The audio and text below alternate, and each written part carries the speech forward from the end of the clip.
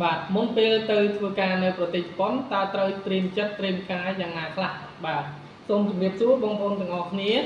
បាទខ្ញុំបាទឈ្មោះមូនភឿនដែលជា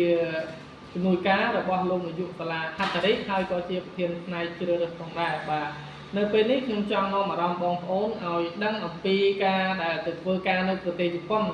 តើយើងត្រូវត្រៀមចិត្តត្រៀមកាយយ៉ាងណាខ្លះដើម្បីឲ្យយើងនឹងអាចទទួលបាននៅឱកាសការងារប្រទេសជប៉ុនបាទដោយជោគជ័យហើយយើងមិនទៅដោយកថុយប្រឋានឬក៏ដាក់ពាក្យលេងទេបាទអញ្ចឹងសម្រាប់ការទៅប្រទេសជប៉ុនតើតែយើងច្បាស់លាស់មានគោលការណ៍ច្បាស់លាស់បាទសម្រាប់ចិត្តច្បាស់លាស់ហើយនឹងត្រៀមចិត្តត្រៀមកាយមុនពេលដែលទៅបាទដូច្នេះឥឡូវនេះខ្ញុំសូមនាំអារម្មណ៍បងប្អូនដើម្បីឲ្យយល់អំពីការទៅប្រទេសជប៉ុនហ្នឹងតើយើងត្រូវការត្រៀមចិត្តត្រៀមកាយយ៉ាងណាខ្លះដូច្នេះខ្ញុំនឹងជួបជាមួយនឹងខាងលោកនាយកសាលាហត្ថរិកបាទលោកហងសម្បត្តិដែលគាត់ជា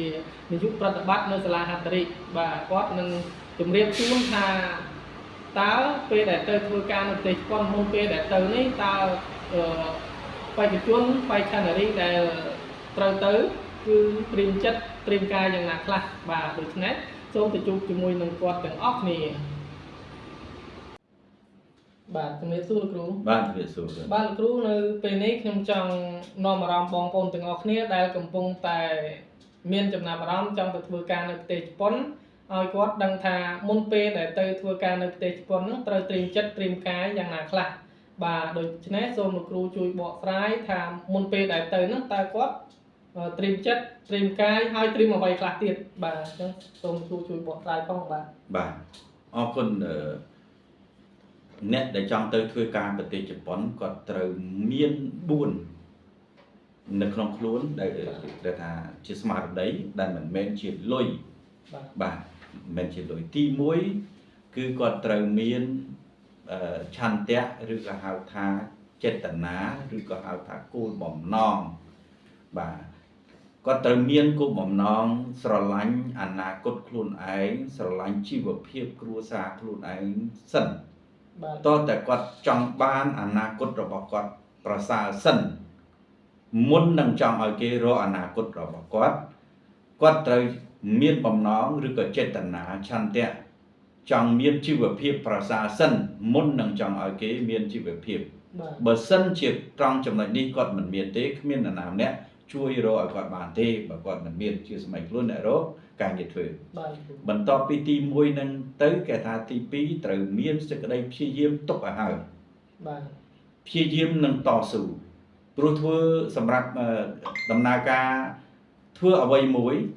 ជាពិសេសទៅតាក់ទងការងារប្រទេសជប៉ុនត្រូវតែមានសេចក្តីព្យាយាមណាព្យាយាមធ្វើខ្លួនឲ្យមានបញ្ញាមានចំណេះធ្វើខ្លួនឲ្យមានជំនាញធ្វើខ្លួនឲ្យមានគេថាស្មារតីល្អធ្វើខ្លួនឲ្យមានចរិតល្អបាទទម្លាប់ល្អដើម្បីទៅយកការងារផងហើយនឹងដើម្បីពេលបានការងាររក្សាអានឹងផងនឹងត្រូវមានសេចក្តីព្យាយាមtrongចំណុចហ្នឹងណាសេចក្តីព្យាយាមហើយទី3អ្វីដែលគាត់ត្រូវមានដោយមិនបាច់មានលុយនោះគឺត្រូវមានចិត្តចិត្តយកចិត្តទុកដាក់ចំពោះអ្វីដែលគាត់ប៉ងប្រាថ្នាហ្នឹងគាត់ត្រូវចេះថែរក្សាចិត្តរបស់គាត់ផងប្រយ័ត្នគាត់មិនចេះថែរក្សាចិត្តមិនតែរក្សាគោលបំណងទេអាបំណងហ្នឹងវារត់ទៅចោលគាត់ហើយគាត់មិនចេះថែនៅពេលដែលគាត់បានការងារហើយគាត់មិនយកចិត្តទុកដាក់ថែរក្សាការងារហ្នឹងក៏អាចคล้ายទៅមុខៈឬសូនក៏មានដែរទៅបានណាហើយចុងក្រោយនេះគេហៅថាបញ្ញាគាត់ត្រូវមានបញ្ញាត្រូវបញ្ញាហ្នឹងគាត់ធ្វើឲ្យកើតជាបញ្ញាឲ្យបានច្រើនពីព្រោះអ្វីអាចប្រែប្រួលបានគាត់ត្រៀមថាក្រៀមចិត្តនៅក្នុងការសិក្សារៀនសូត្រអាហ្នឹងដើម្បីឲ្យកើតបញ្ញាអញ្ចឹងអ្វីដែលគាត់ត្រូវមានដោយមិនរាប់ចូលលុយចូលត្រូវមានលុយមិនរាប់បញ្ចូលត្រូវមានឯកសារត្រូវមានរូបកាយយ៉ាងម៉េចនោះគឺគាត់ត្រូវគាត់ទៅត្រៀមលក្ខណៈចិត្តតែប៉ុណ្ណឹងទេគាត់នឹងបានជោគជ័យហើយអញ្ចឹងរំលឹកឡើងវិញទី1គឺចន្ទៈសេចក្តីស្រឡាញ់មានគោលបំណងច្បាស់លាស់បាទទី2ត្រូវមានសេចក្តីព្យាយាមវិរិយៈហ្នឹងបាទសេចក្តីព្យាយាមហើយទី3ត្រូវមានចន្ទៈហ្នឹងគឺថាចិត្តស្រឡាញ់ថែរក្សា ណាហើយនឹងចុងក្រោយហ្នឹងគឺថាការស្រឡាញ់ការសិក្សាណាស្រឡាញ់ការសិក្សាដើម្បីកើតជាបញ្ញាអញ្ចឹងអ្វីដែលគាត់តាមទីប៉ុណ្ណឹងអញ្ចឹងគាត់កុំឲ្យទៅគិតថាអូត្រូវតែមានលុយមែនលោកគ្រូណាខ្ញុំត្រូវមានឯកសារអីខ្លះខ្ញុំត្រូវមានអីទៀតថាមិនបាច់មានអីមានតែអត់លុយនឹងប៉ុណ្ណឹងសិនតាបាទយើងនឹងមកជជែករៀបចំឲ្យគាត់ទៅមានការងារប្រទេសជប៉ុនបាទទៅប៉ុណ្ណឹងណាបាទអញ្ចឹងសូមជម្រាប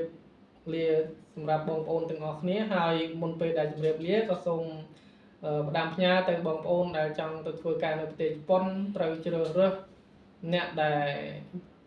ទុកចិត្តទៅអាចដាក់ពាក្យបានទៅដោយជោគជ័យដូច្នេះអាចតំណែងមកយើងខ្ញុំបានបើសិនជាបងប្អូនមានចំណាប់អារម្មណ៍បាទសូមអរគុណ